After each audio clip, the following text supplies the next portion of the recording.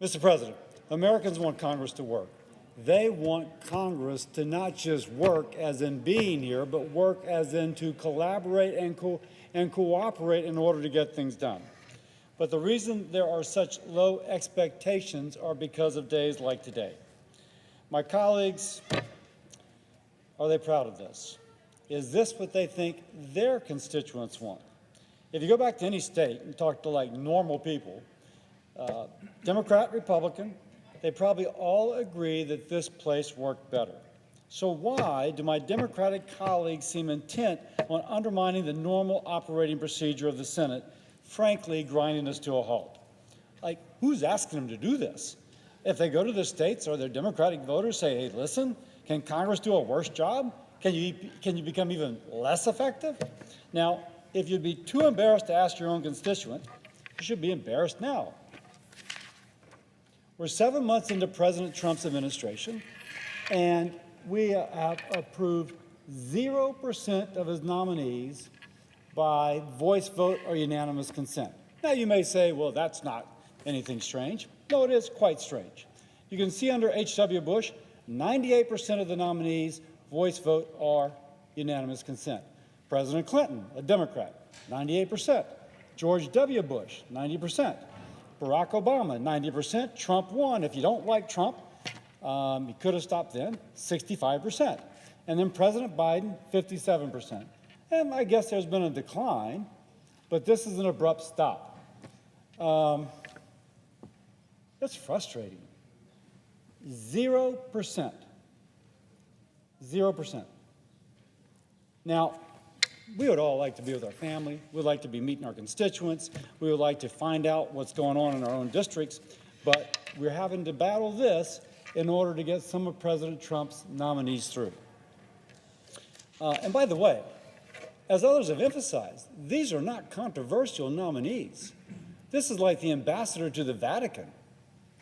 That's about as non-controversial as you can be. These are like not the cabinet secretary, not the deputy cabinet secretary, but a couple of positions below that. And so this is obstruction for the sake of obstruction. Now,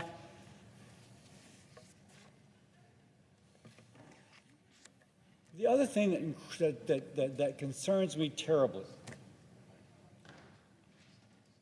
Roy Blunt, former senator from Missouri, used to say that whatever one party does to the other party, that party will do it to the other party going forward, which is to say that we create precedents in this chamber, that we've always had a precedent of having a significant percentage of people who have been confirmed by voice vote or unanimous consent, as we've just gone through this chart. But if now we have to grind 2 hours of a debate between when someone is first put up until there's final vote, but no one in the chamber debates. It's just that for 2 hours you find something to do. That will set a precedent. Now, I love the Senate because I love my country. And our founding fathers set up the Senate to be the place where we would come, we the people, with our representatives, would come and make laws beneficial for our country. I grew up with this incredible esteem of the Senate.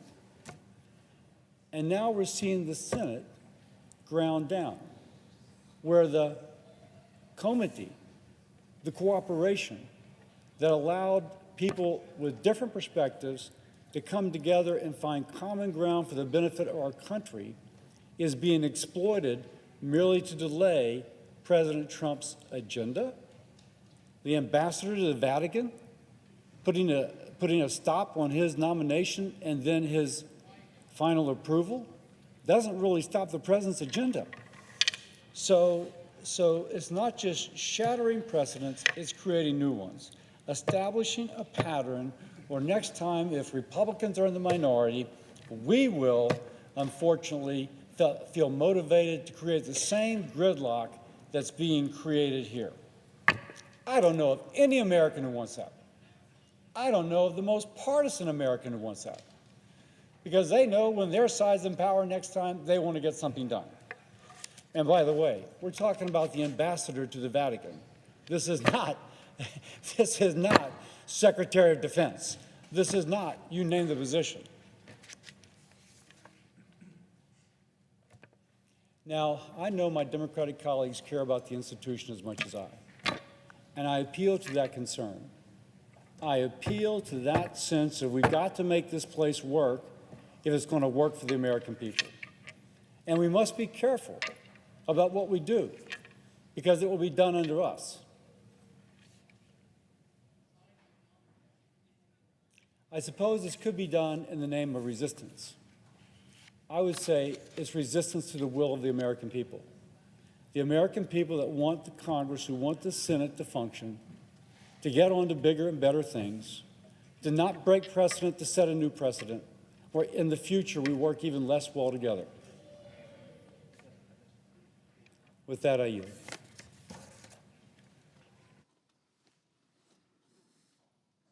Senator from Connecticut. Thank you, Mr. President.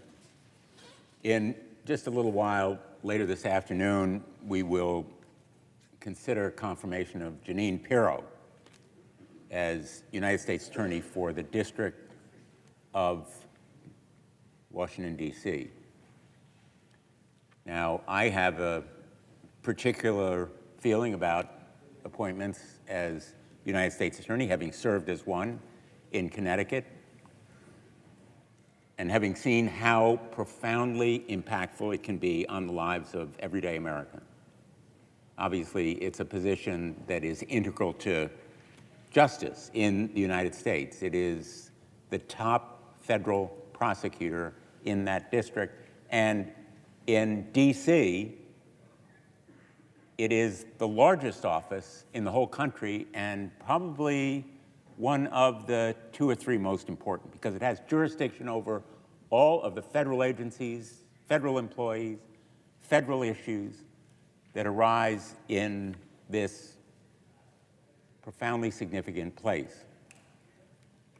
And like any prosecutor in the federal system, it is a position of absolutely staggering importance and power. I learned as United States Attorney that probably the most important decisions I made were whether to bring an indictment, that is to say, whether to charge somebody with a crime. Almost all were convicted. But convicted or not, speaking generally, somebody charged with a crime suffers damage for life, financial harm, reputational impact, families often disrupted. And that is no reason to avoid bringing charges, but only to make sure that someone who is making those final decisions is independent, objective, non-political in the way they go about the job. Jeanine Pirro is unqualified to be United States Attorney. She's unfit for this role. She is simply a loyal political acolyte and sycophant of the president. Loyalty is the reason she's been nominated, not experience. She is not objective. She is not independent. In fact, she is essentially an entertainer. Nothing wrong with being an entertainer, but not a qualification for being United States Attorney. And in fact, on her show, she's made Islamophobic comments so offensive that Fox News temporarily suspended her from the air. She's promoted a wide variety of damaging, offensive conspiracy theories, including the thoroughly debunked allegation that some pro-choice states allow doctors to kill fully delivered, breathing babies. And she was a key figure in promoting the entirely baseless claim that the 2020 election was stolen. Her public record essentially disqualifies her from serving as the chief federal prosecutor. And her nomination is more serious and more profoundly important than just her particular place. It is, in a sense, a symbol of what President Trump is doing to the United States justice system. My Republican colleagues are simply not willing to put her, or are not only willing to place her at the head of the largest United States Attorney's office in the country. Last week, they moved her nomination forward by a party line vote. They've rallied behind her, not in spite of her record, but because of it. Again, simply because she is loyal to the president.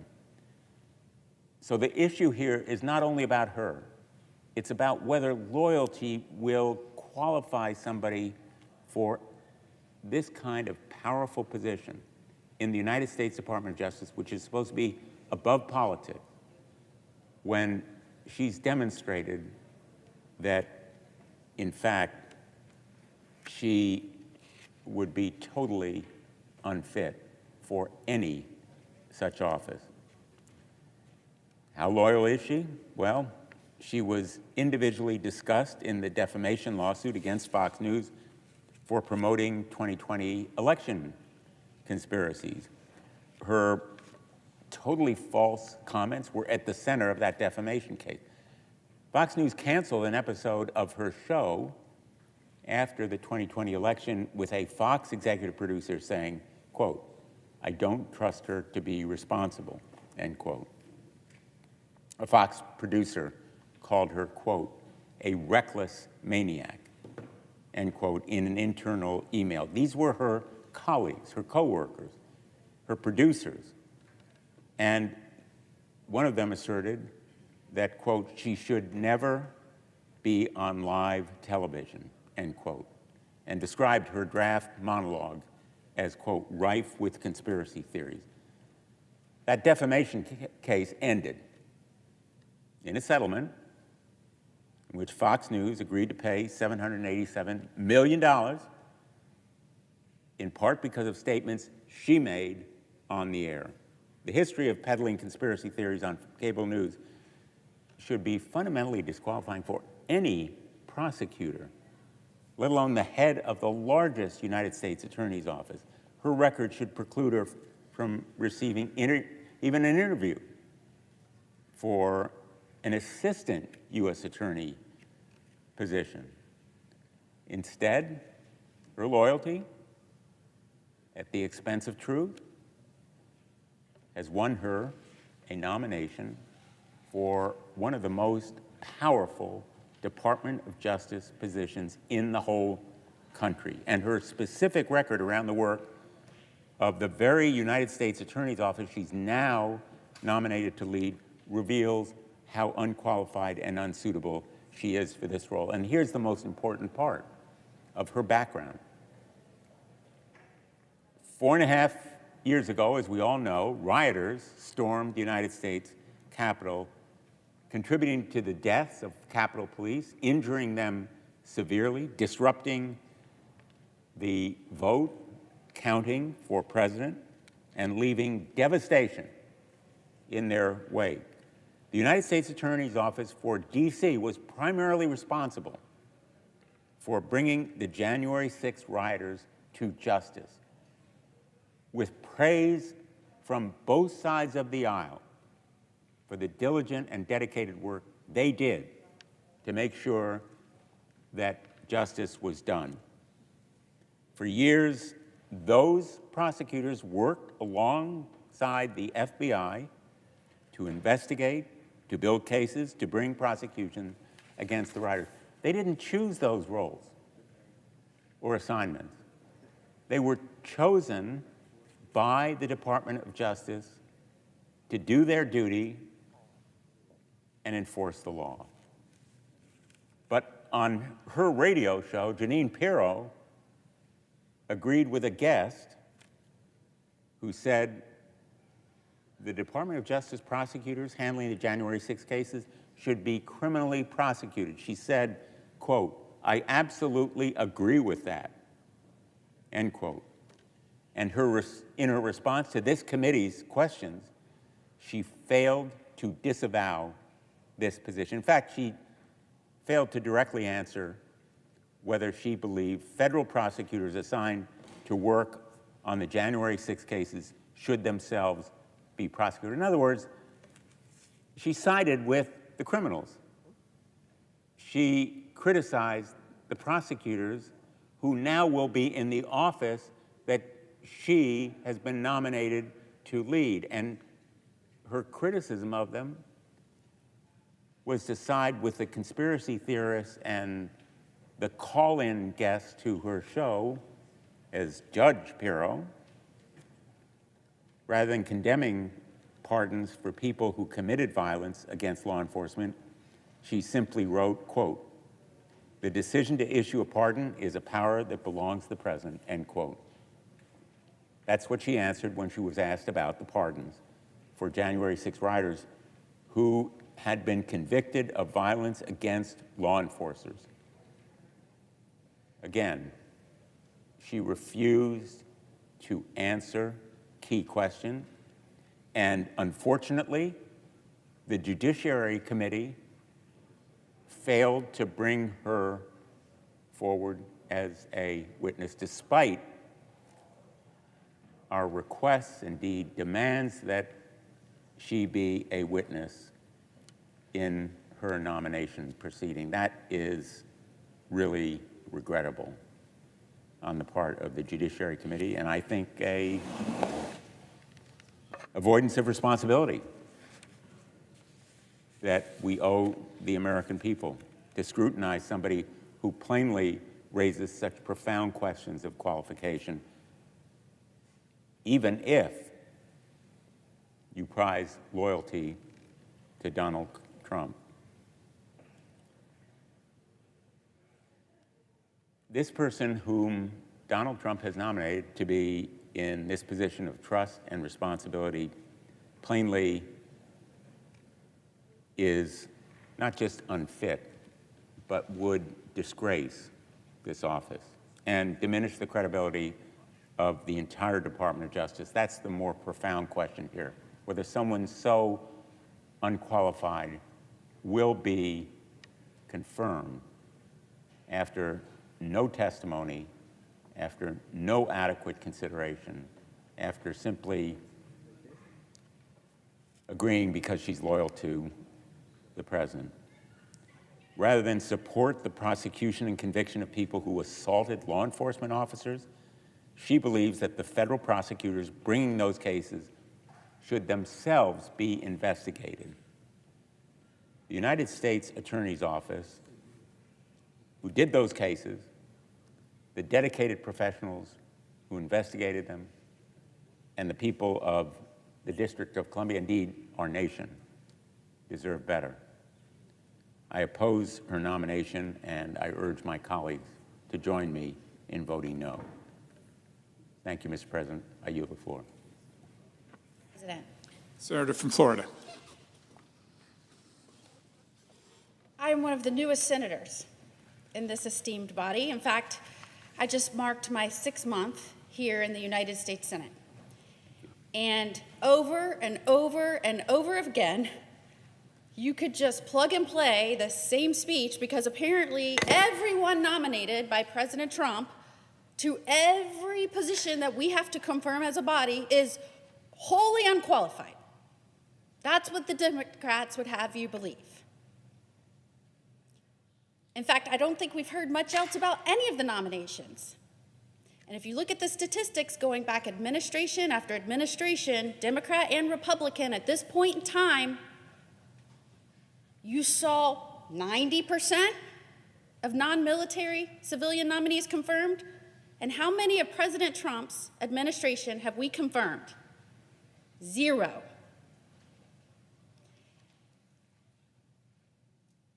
It's almost as though they're trying to thwart the will of the American people. I stand here to reflect on a situation that I am astounded by as the newest U.S. Senator. In November 2024, the American people elected President Trump to be the 47th president of this nation. And with that election, the people expressed their will in seeing this country move down a new path, a better path, a stronger and safer path, a path where leaders actually looked at the well-being of this country and the security of this country and the interests of our people and made common sense policy decisions based on that. And not some radical wish list that filled some Marxist governing philosophy. How about we get back to the founding ideals of this nation? How did the colleagues on the other side of the aisle respond to that election? What have we seen since January of this year when the 119th Congress set out to do the people's work? We've seen obstruction. It was the same response they've always had, a blend of histrionics and performance theater. Instead of committing to the calls for reflection from within their own party, in the aftermath of an electoral loss, they resorted to obstruction in the name of democracy. In the name of democracy. I find it strange, Mr. President, that in protecting democracy, it requires ignoring the will of the people. Here in the Senate, both on the floor and in our committees, we have found that carrying out the people's will is being stymied every step of the way. We've seen presidential nominees and legislation as opportunities for a performance. And every day this goes on, important positions critical to the national security and the well-being of this country and improving the lives of our citizens, those positions go left unfilled.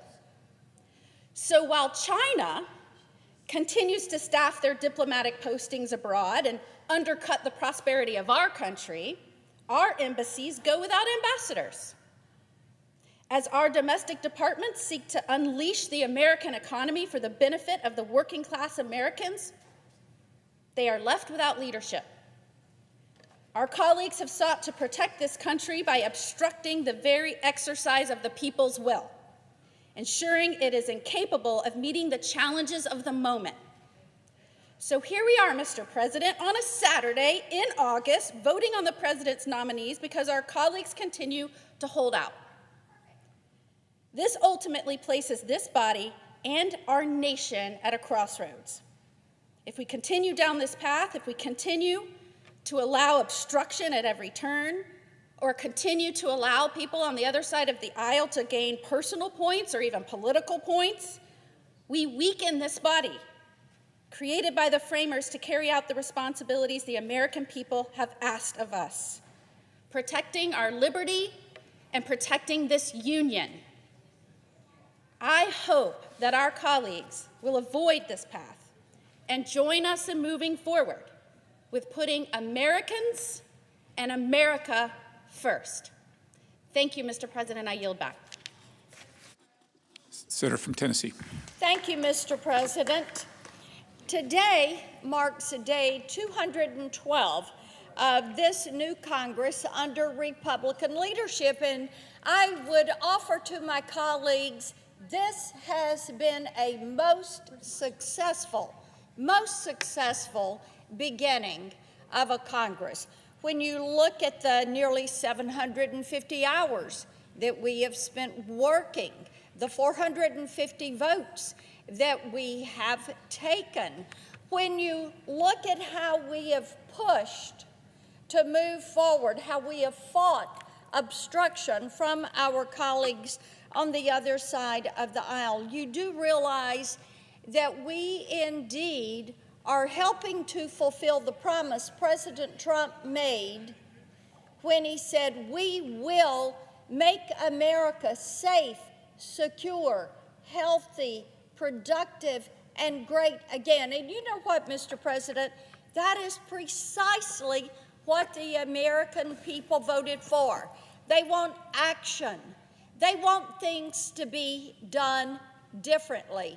And indeed, a Republican House and Senate, and this administration, led by President Trump and Vice President Vance, they are delivering on this. Look at the border. What we are seeing is a border that is secure. We know that we have some of the best numbers, lowest illegal crossings that are coming across those borders. We're returning to building a wall. We're getting the Border Patrol what they need to do their job. We have the Laken-Riley Act, which Senator Britt led here in the Senate, and this helps to detain those criminal illegal aliens. The Halt Fentanyl Act that Senator Grassley led, Senator Haggerty with the Genius Act to give us that first crypto bill to make certain that we retain the lead in that emerging technology legislation. Those are all a few of the things that have been accomplished. And of course, you look at what we did in the One Big Beautiful Bill. Tennesseans are really looking forward to this bill because of what it does.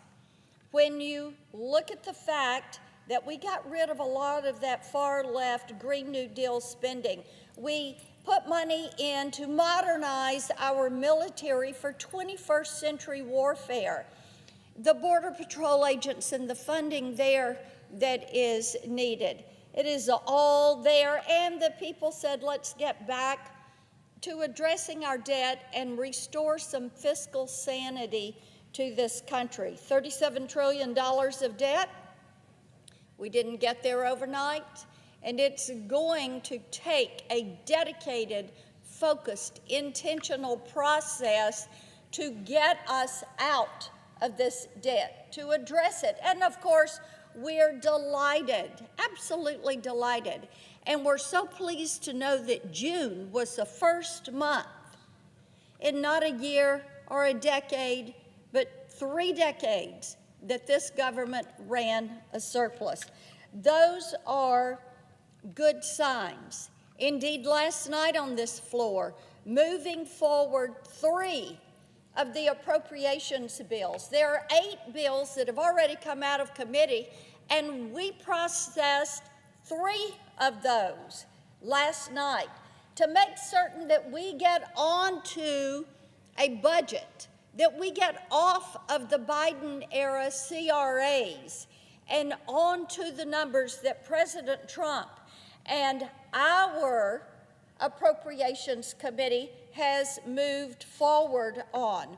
And this marked the first time since 2018 that the Senate passed appropriations bills before the August recess.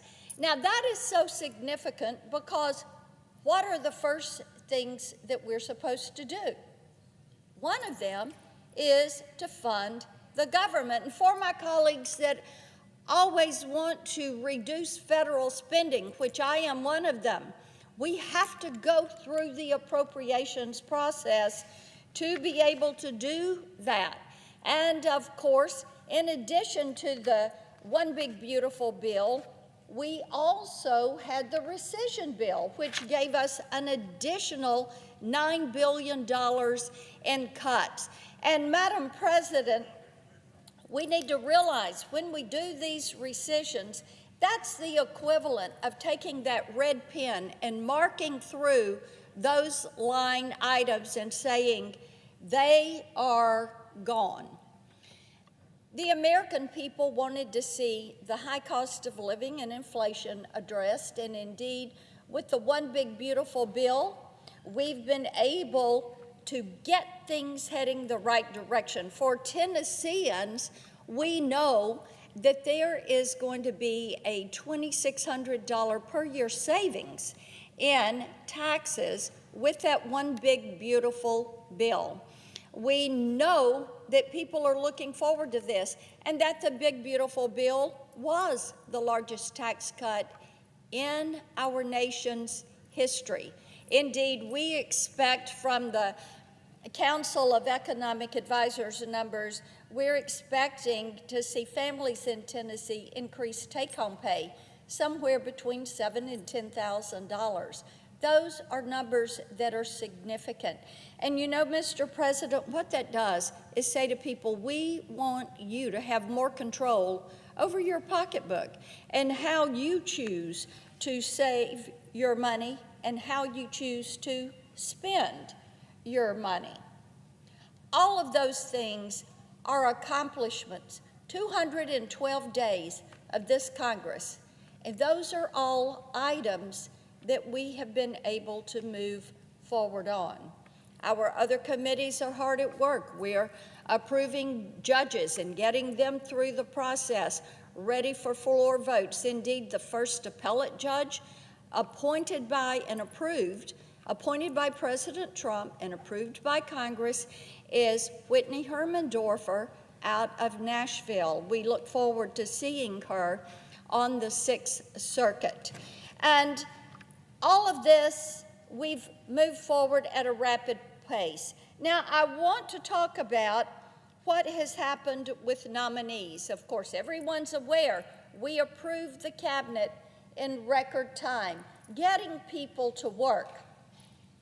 When it comes to those sub-cabinet positions and judges and U.S. attorneys and U.S. marshals and ambassadors, our friends across the aisle have enjoyed playing a game of obstruction. You know, it is as if they learned nothing November 5th. And our friends across the aisle have lost at the ballot box. They have lost in the U.S. House and the U.S. Congress. They've lost in the courts. And so now what we hear from many of them, and you can look at some of their campaign websites, they're holding resistance labs and encouraging people to obstruct. They think, Mr. President, that they are harming us. What they are doing is harming the American people, thwarting the will of the American people. They're trying to slow walk these nominees, making a game out of it. How many can they hold back? But what they're doing is acting outside of the norm. And what they're doing is proving to the American people that they are not here to address the issues of the day. They are here to see what they can stop. Now, I've got a chart with me, Mr. President, that I think tells a great story. You'll see the heading, Civilian Nominees Confirmed by Voice Vote or Unanimous Consent in First Term. That is a president's first term. And in order to provide context for what is happening in the U.S. Senate, I think it's important that we go back and look at history and see what that yields for us and the lessons that it yields. And as I said, this is nominees that are confirmed by a voice vote or unanimous consent in a president's first term. Now, Mr. President, that is a practice that has been an accepted and expected practice of this body. When you have a deputy or an undersecretary and sometimes nominees for different boards, they are grouped together in block. And then they're moved through the process together. And they receive either a voice vote or they move forward by unanimous consent. It simplifies the process. And many times, as I've talked to Tennesseans, what they've said is, we're not certain how many nominees are there. When you talk about President Trump not getting his nominees, are we talking about 100 people or 200 or 300? No, it's about 1,200 positions. So let's put the context on this. President George H.W. Bush, he had 98% of his civilian nominees confirmed by voice or unanimous consent. President Bill Clinton, 98%. George W. Bush, 90%. President Obama, 90%. President Trump's first term, 65%. President Biden, 57%. President Donald Trump's second term, 0. 0. Not one. Not one single nominee. Not one. Now, Mr. President, this is the obstruction that they are practicing within this chamber. Now, not only are they doing that, but they are wanting multiple votes. They want cloture file, then they want the cloture vote, and then they want the 2-hour period or 4-hour appellate judges and cabinet secretaries, a 30-hour clock to run. They're doing that on every single nominee. Now, you can imagine how much time this would take if you have to follow this pattern for 1,200 people. And you see why it is deemed by many people in this country to be an act of obstruction by the Democrats. Now, this is a practice that has gained steam under the current Democrat leadership. They feel like they are hurting the Republicans, but what they're doing is harming the American people, because the agenda they voted for, what they want to see accomplished, cannot be accomplished. What the American people voted for President Trump to do, our friends across the aisle, Mr. President, would choose to slow walk that. What they're doing is hurting the people they were sent here to represent. I yield the floor.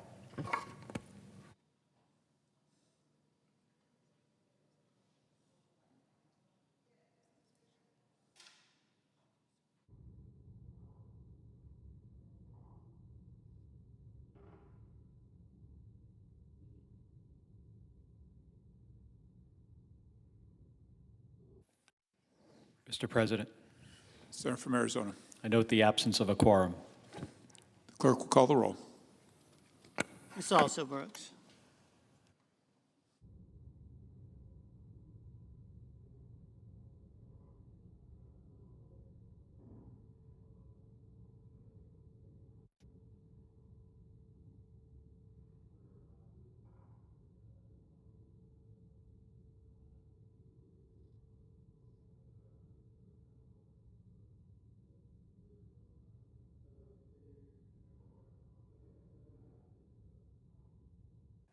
Mr. President, Senator from Rhode Island. I would like unanimous consent to engage The Senate's in a quorum call. ask unanimous consent that the quorum call be vitiated, Without objection. and ask unanimous consent that I be allowed, after a very brief remark, to engage in a colloquy with Senator Schiff of California. Without objection. And just one quick point of fact into this maelstrom of faux outrage about Democratic obstruction, and that is that the proposal that has been made to the Republicans to resolve the customary August jam-up where we clear nominees would actually put President Trump ahead of the number of appointees that the Republicans had allowed President Biden at this same time in his presidency. So you can take what's being said here with a bit of a grain of salt. What I wanted to discuss here with Senator Schiff, Senator Schiff was an assistant United States attorney, which is one of the prosecutors in the U.S. Attorney's Office. I was a U.S. attorney. U.S. attorneys have a higher but slightly more ceremonial role, I think, assistant U.S. attorneys would be swift to confess. And AUSAs do a lot of the direct work.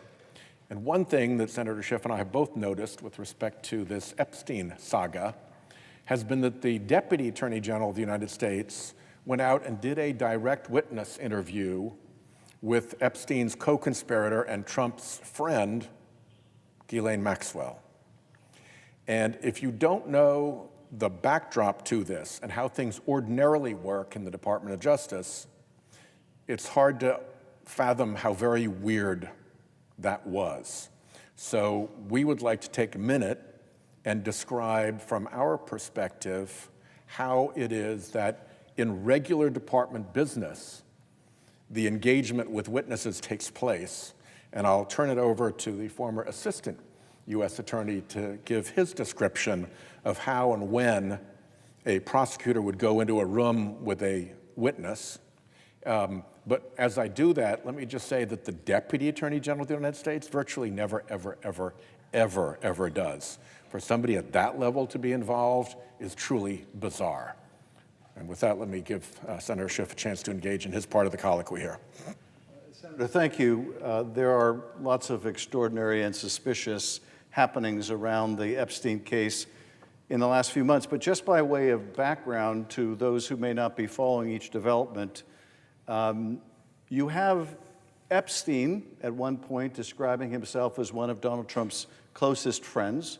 You have Donald Trump saying at one point that he shares a bond with Epstein over their mutual like of attractive women, and pointing out that in the case of Epstein, they tend to be on the younger side.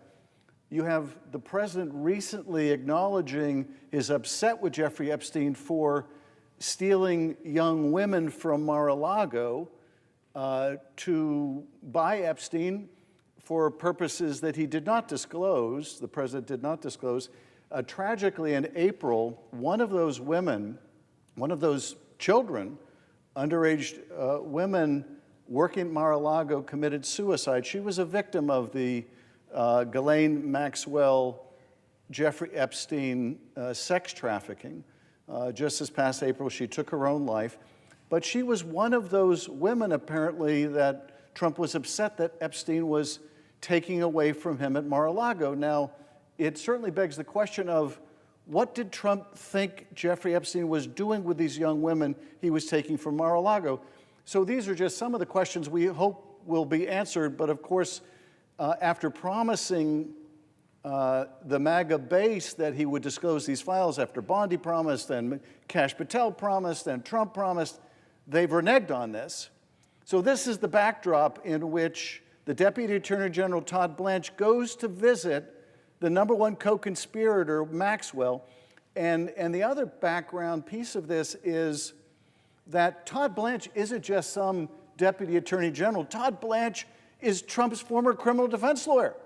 Todd Blanche is the guy that sat in the courtroom in Manhattan helping to defend Donald Trump against the Stormy Daniels allegations against him, for which Donald Trump was convicted of multiple felonies.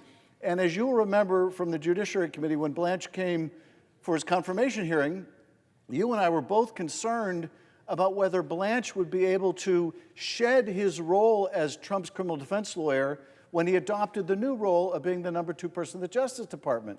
So all this begs the question of when this very unusual thing happened where the #2 person in the Justice Department goes to talk to the co-conspirator, this child sex predator.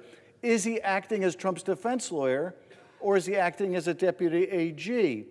And as you were alluding, if this wasn't bizarre enough, for a top person like that to go interview a witness is unprecedented. For them to do it secretly, and we don't know, was this recorded? We don't know, was an FBI agent present? It would be unthinkable to do this in the absence of an FBI agent taking down the statement. But there's no evidence that took place. The only thing we do know is this interview lasted 9 hours. And after the interview, Ghislaine Maxwell got the special treatment of being moved from her prison in Florida to a minimum security prison in Texas that is like a camp in which Sex predators are not supposed to be sent. So why did you get that special treatment? And finally, one other point I would make before I yield back to you about how unusual all this is the defense attorney representing Maxwell is friends apparently with Todd Blanche, the Deputy Attorney General. And when Maxwell was asked, are you hoping for a pardon out of this? He basically said, we didn't ask for one, but of course the president has said he has the power to do it. They obviously want some special treatment. They're already getting it. But we have no record of any of this. So yes, this is so unusual, extraordinary, unprecedented. And if they think this is going to somehow answer the questions that have been raised by the refusal to turn over these documents, it is the farthest thing from that, wouldn't you say? I see that the Senator from Maryland has come to the floor to make his consent, so let me yield to him since we're kind of into his time here.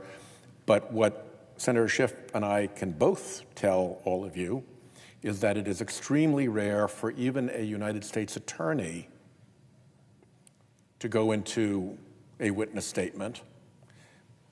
Unusual in most circumstances, even for an assistant United States attorney to go into a witness statement. And the reason for that is you then become a witness to what took place in that room.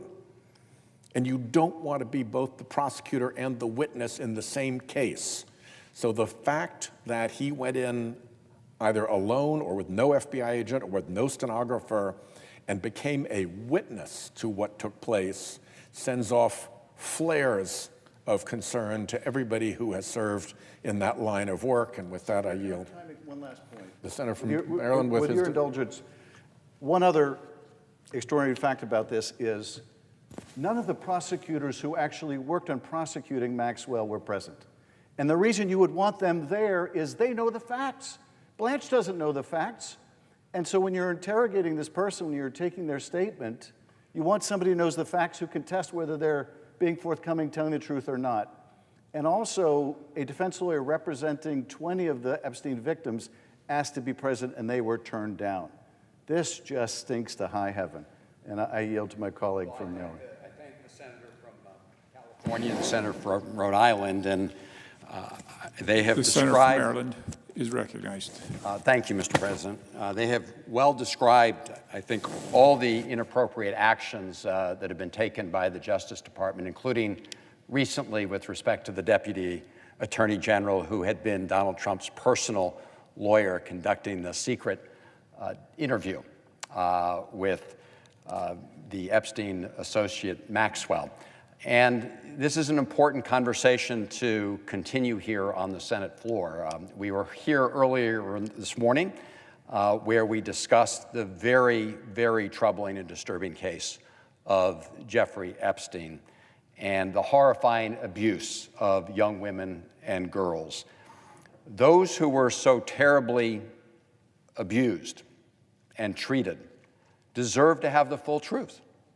They deserve to have all the facts come out, as do their loved ones, as do the American people, so the American people can have some kind of confidence that the Department of Justice is presenting the American people with the truth, because we need transparency in order to ensure full accountability.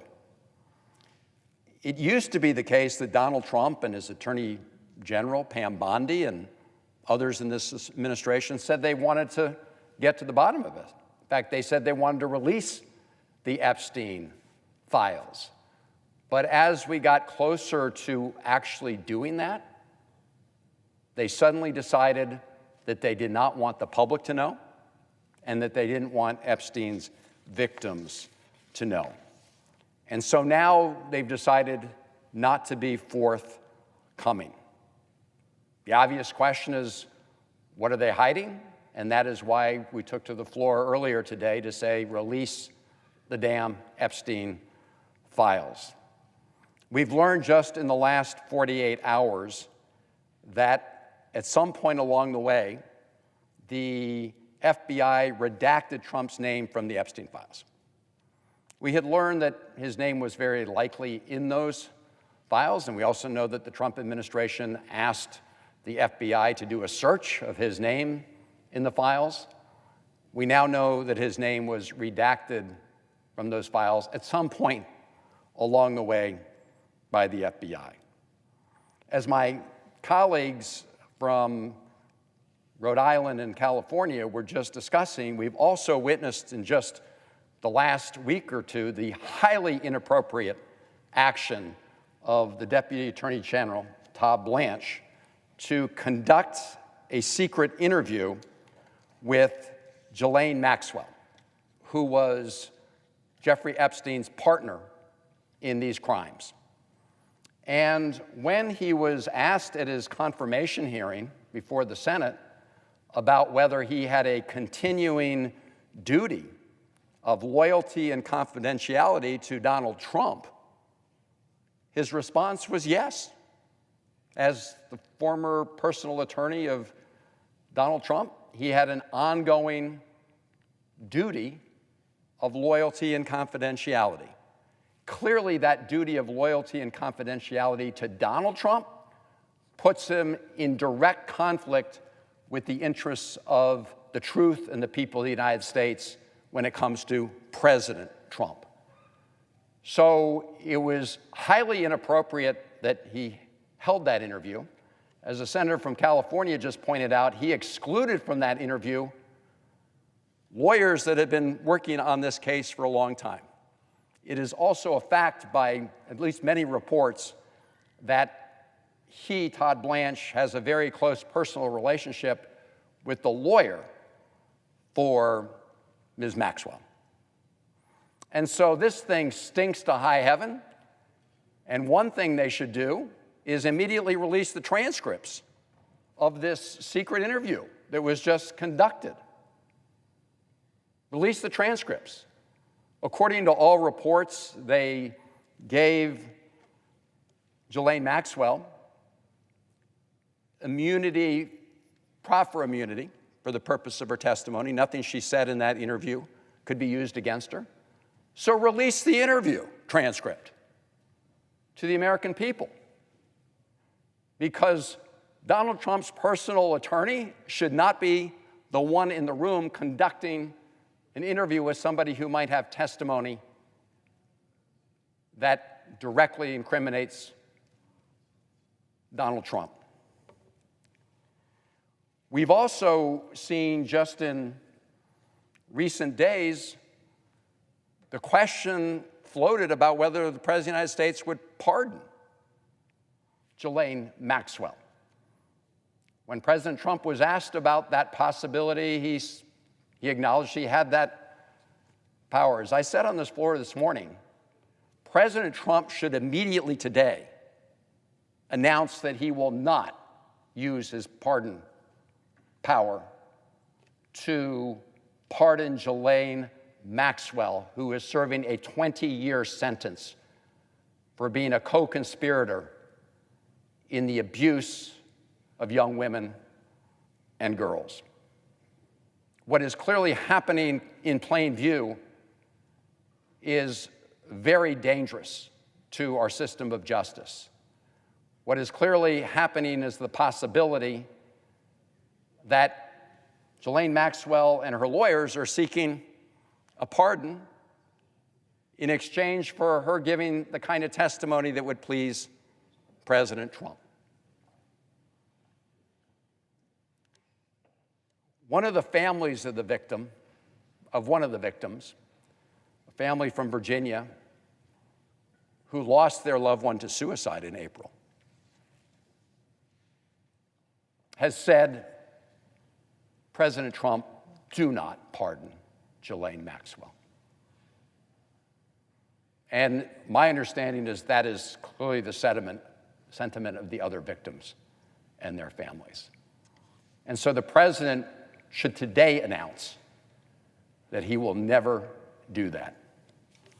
Now, earlier this morning, Senator Merkley offered a resolution and asked unanimous consent on it to release the Epstein files. And we should do that immediately. That should be done immediately. Senator Durbin and I wrote to the Attorney General last week urging her to do what she said she was going to do, which is release the files. But that was objected to on the Republican side. And I see Senator Barrasso on the floor, and when he objected to Senator Merkley this morning, this is what he said. He said, Senate Republicans included a provision to address this very issue in an appropriation bill that Democrats blocked earlier this week. This issue would have been addressed here on the United States Senate floor. Yet Senate Democrats came to the floor and objected to what was in this bill. Well, first of all, Mr. President, I should clarify the fact that it was not Senate Republicans who included that provision in the appropriations bill to require that the Justice Department retain all the records with regard to the Epstein files and that they answer certain questions regarding those files and provide those responses to Congress. It wasn't Senate Republicans. In fact, it was my amendment in the Senate Appropriations Committee on that very issue. I'm glad it did pass unanimously, and momentarily I'm going to ask for unanimous consent on the exact same provision that was adopted unanimously by the Senate Appropriations Committee, word for word. Now, it is true that that bill did not move forward here in the Senate. I'm not going to go on for the hours that would be required to talk about the provisions in the Commerce Science Justice Bill. Suffice it to say that there was another issue that we discussed for about an hour the other night regarding the fact that the Trump administration decided to seize, rescind, steal, whatever you want to call it, $1.4 billion that had been set aside for a secure FBI headquarters, and they decided to snatch that money away from the selected site and put it to another site. And my view is that wherever the FBI builds that new headquarters, it should be a secure site. So that was a disagreement that led to the fact that that bill did not proceed at this time. We also know, and Senator Barrasso knows well, that the appropriations bills take a very long time to wind their way through the Senate and the House, go through conference. And so really there's no reason to delay the provision in that bill that was unanimously adopted by the Senate Appropriations Committee, in which Senator Barrasso said this morning, Republicans included.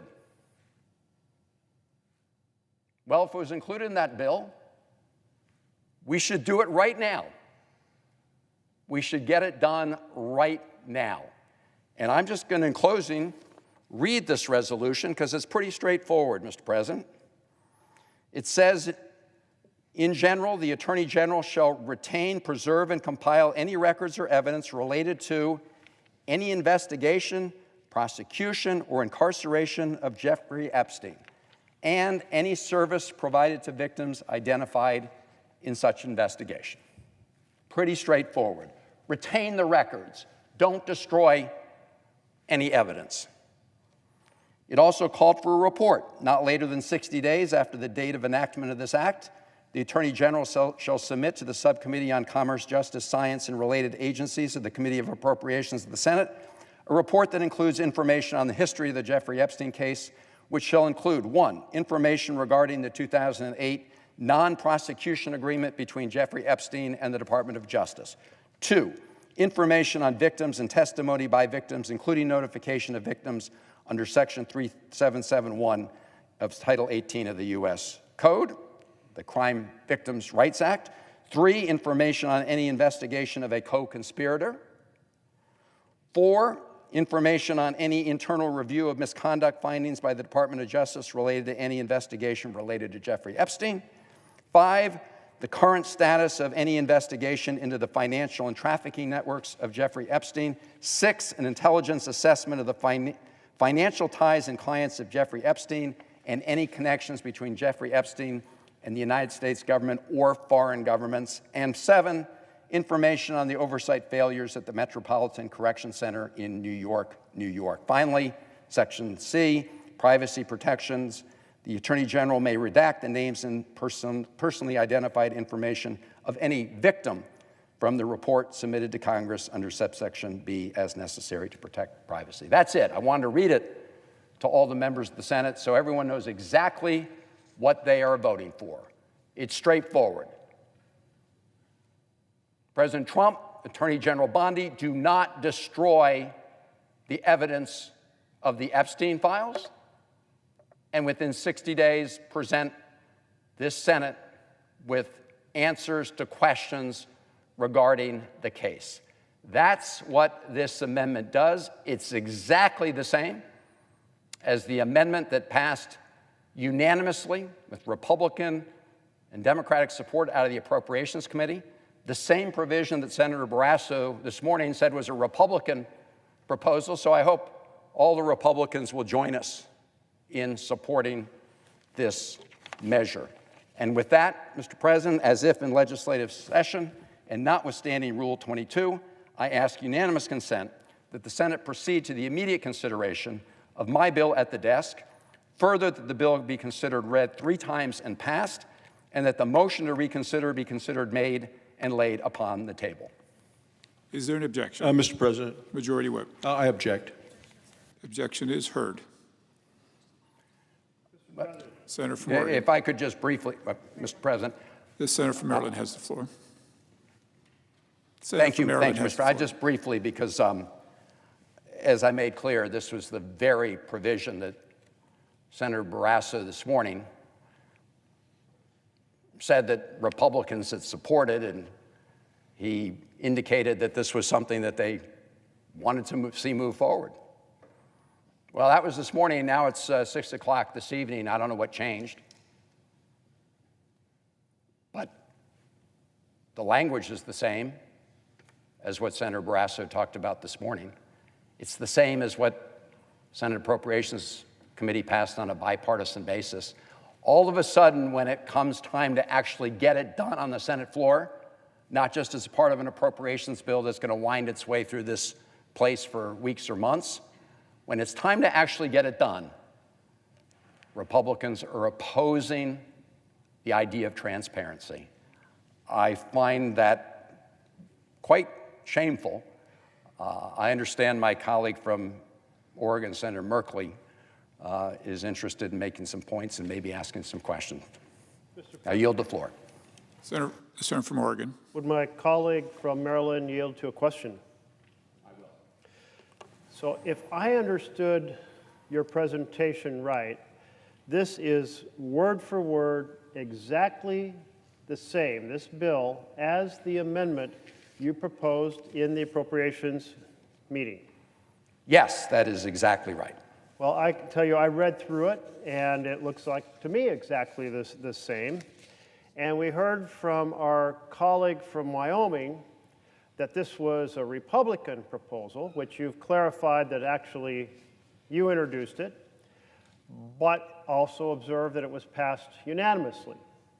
So I'm confused. If my colleague from Wyoming liked it so much that he wanted to claim authorship, and he proceeded to say, we liked it so much we passed it unanimously, why is he objecting now to actually getting it passed? Well, Senator Merkley, I didn't hear an explanation. I heard the objection.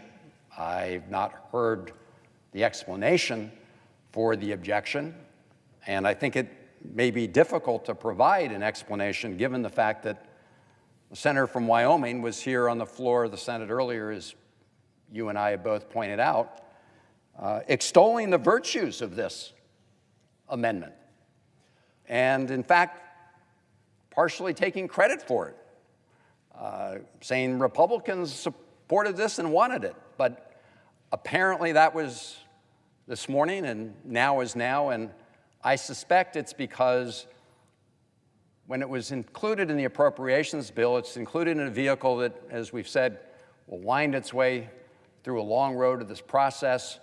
Who knows how many people will try to take it out behind closed doors in conference, and that's why we had an opportunity right now, in the light of day here in the United States Senate, to actually pass this and send it off to the House immediately, and if they passed it, it could go to the president's desk. And if you'd yield to another question. Yes. This seems extremely, well, minimal, that we're preserving the records. Earlier, we asked for a vote on a bill that would be complete disclosure because we believe that disclosure is merited given a set of extraordinary circumstances like President Trump dangling a potential pardon in front of Ms. Maxwell. Extraordinary circumstances like the FBI itself redacting Trump's name from documents. Extraordinary circumstances like the Deputy Attorney General Todd Blanche going and personally interviewing Ms. Maxwell and not taking along the lawyers who were experts in this case. And then just shortly after, she's transferred to a minimum security prison in Texas. In other words, rewarded in a powerful way, big difference between a regular prison and a ministry. So we wanted disclosure, and I think America wants disclosure because they want to see people held accountable who perpetrated crimes, rape, against young girls. And yet, all you're asking for is to preserve the information, that it not be deleted or put into a shredder or put into a wood chipper. Is that right? Is that what you're asking for? Well, that's the heart of the amendment. And again, I will read just the first sentence. The Attorney General shall retain, preserve, and compile any records or evidence related to any investigation, prosecution, or incarceration of Jeffrey Epstein, and any service provided to victims identified in such an investigation. It could not be clear. The amendment does ask for a report on other very relevant information regarding the Epstein case. But to your fundamental point here, this is simply a directive not to destroy evidence that could be in the Epstein files. As I said, we just learned, at least within the last 48 hours, that somewhere along the road, the FBI had redacted Donald Trump's name from the Epstein files. So we know it's in there, and we know that at some point in time it was redacted. We want to make sure these records are not destroyed. Another question, if I might. Yes. If I turn the clock back to that Appropriations Committee hearing where you presented your amendment and I was present, was that not voted out of committee on a voice vote? Yes, it was. It was adopted by a voice vote. So the Republicans in committee said, we support the idea, but let's do it by voice vote because we don't want to have our names recorded yea or nay. Is that correct? Again, I cannot, Senator, read the mind of any of our colleagues. It was a voice vote. But, of course, the objection we're seeing here on the floor of the Senate today indicates that our Republican colleagues do not want to go on record and vote when it comes right down to it on this proposal and making sure that the records are not destroyed. Had the senator from Wyoming not objected, we could have passed this bill today by voice vote, not necessarily having a recorded vote. It would have passed immediately if he had not objected to it. In other words, because it doesn't even get to that's right. It would have gone directly to the House of Representatives. Correct. So even though it was passed out of committee by voice vote, and you offered a proposal simply to keep the records intact, which I must say should never have to be asked anyway, but why would any member of the Senate object to the principle of protecting the records? I mean, I'm confused. Don't all of us believe that when there is evidence related to a crime, it should not be put into a shredder or a wood chipper? It's a very fair question, and as I indicated, we didn't get an explanation for the objection. We had the objection made and no further comment from our colleagues on the Republican side. And I do think it's important that we underscore the fact for our colleagues and anybody listening that this amendment is very straightforward. Don't destroy evidence. It does also require in 60 days that a report be provided that provides certain relevant information regarding the Epstein case. And I'm not sure why anybody would not want that information to be presented either. I mean, this is like oppose an effort to save the records, don't avoid the evidence, and also voting against the idea of the Attorney General providing the United States Senate with answers to some fundamental questions. Again, as we discussed this morning, the fastest and most complete way of doing it would have been to support the Senator from Oregon's motion this morning, UC request this morning, just to release all the files, right? That's what should be done. We should release the files, and they should do it now. You don't even have to have a vote in the House to do that. The Attorney General could do what she said she was going to do and just release them on her own. That's what many of us have called for. That's what the Senator's motion this morning was all about.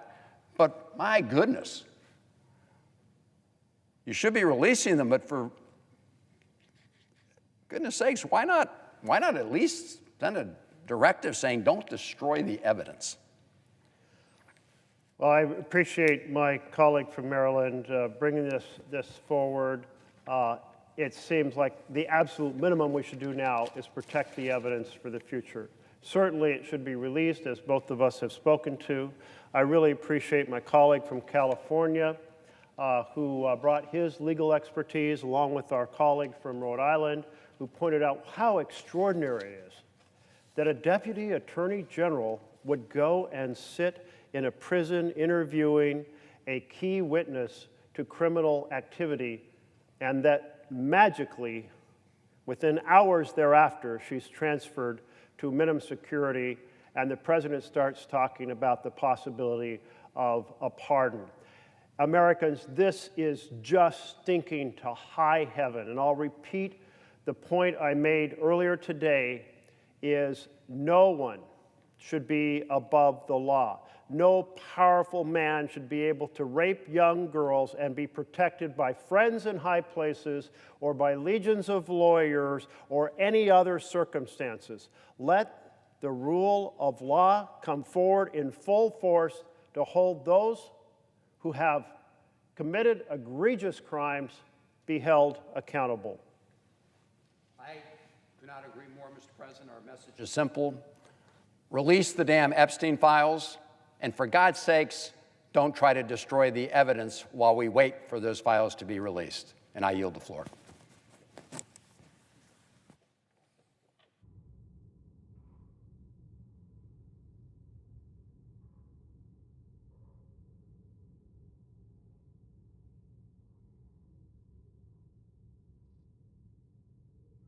Senator from Oregon. I note the absence of a quorum. Clerk will call the roll. Ms. Also Brooks.